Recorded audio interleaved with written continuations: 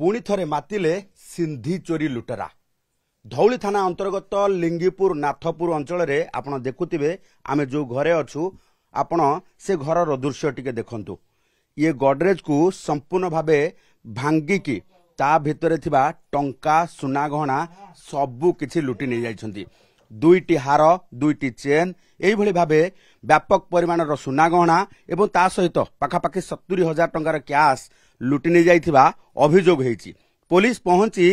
घटनार तदंत आरंभ करिछि किंतु कोनोसी भी ए पर्यंत सुराग पाई पारि नाही। केवल मात्र गोटे सीसीटीवी रे जो दृश्य कैद हेछि ताकू नै वर्तमान पुलिस संदेह करबा सहित तदंत आरंभ करिछि। तेबे सबुठु बड़ कथा होछि किछि दिन पूर्वरु जने संदेह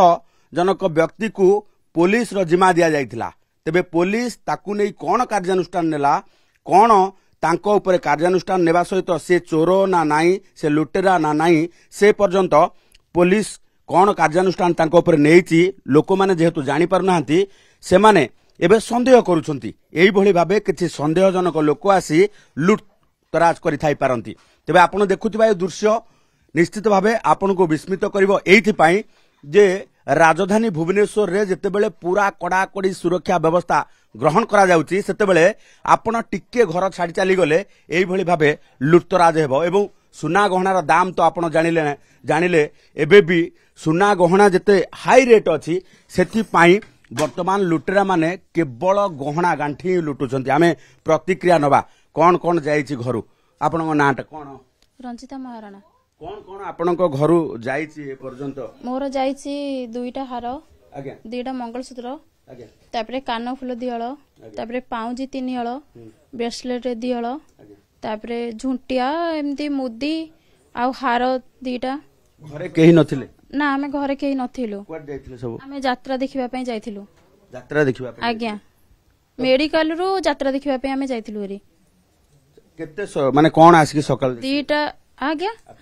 आमे आसिला बेलू को देखिलु जे हम फास्ट हला मो झियो जोई आस्तिले घर को आसिला बेलू को आमे पछरे टिके आसिलु आसिला बेलू को मो झियो जोई बाहर ठिया आइछंती से मते कहले जे कोल्लो पटा को एमती हिक अछि हमको भय लागिला आमे हठात किना आसिकी माने देखिला बेलू को हम गडर सब भंगा भीतर भी लॉकर भी भंगा देखिला बेलू को माने गोटे किछि भी नाही बहुत जिनस हम बाहागर सब जिनस मिलता मो झीर भी पाउजी सब माने सब जाइछि किछि नाही पुलिस की जणे छथि पुलिस आज्ञा समस्त को जणी आइछि एतिकी टे साहाय्य करतु किछि दरकार नै मो जिनस जेतिकी जाइछि मते सेतिकी मिले जाऊ। अच्छा पूर्वरु केबे देखिथिले कि एठी बुला बुली करिबा हां हां ता खूब बेले 2-3 दिन पूर्वरु हबो आमे किंतु अच्छु से दिन किंतु हम देहटा भल लागलानी आमे जल्दी से बारीपट लाइट सब बेले जळे से दिन जळी नथिला एई पट हमर एई गेट पट गोटे दुईटी चोर को धरिथिले एई सीधा सेठी धरिकी सेठी बहुत गंडगोळ होइतिला दुनिया लोक भी देथिले आज्ञा आ मोर ता सहित भी पैसा भी जाईची। अच्छा पुलिस जिम्मा देइथिबा सेई लोकंकर एबे कोन पता आता अछि पुलिस तांको चोर भाबे ग्रहण करिछि ना नाही। अच्छा 2 दिन पूर्वरु देइथिले चोर को जिम्मा देइथिले लोक हां 19 तारिख दिन हम देइथिलु किछि हम दे दे के आसिलु किछि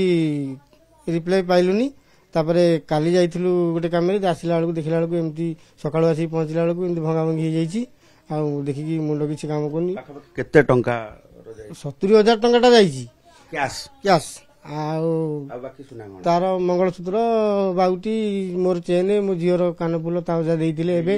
5 लाख रु अधिक हां 4 लाख खंडे हबो।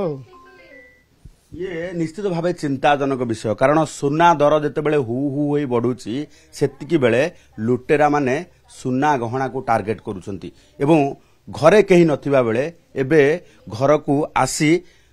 ताला काटुछंती आलमीरा भांगुछंती एवं सुना गहना लुटि नहीं चली जाउछंती। ये लिंगीपुर नाथपुर रे गोटिए घर चोरी हेछि एवं अन्य गोटिए घरे से माने अटेम्प्ट मध्य करिसंती। सबुठु बड़ कथा होछि जे चोर मानकर गतिविधि सीसीटीवी रे कैद होइछि याकु नै पुलिस तदंत आरंभ करिछि। भुवनेश्वर कैमरा पर्सन रोहन सह चंदन पाइकराय ओटीवी।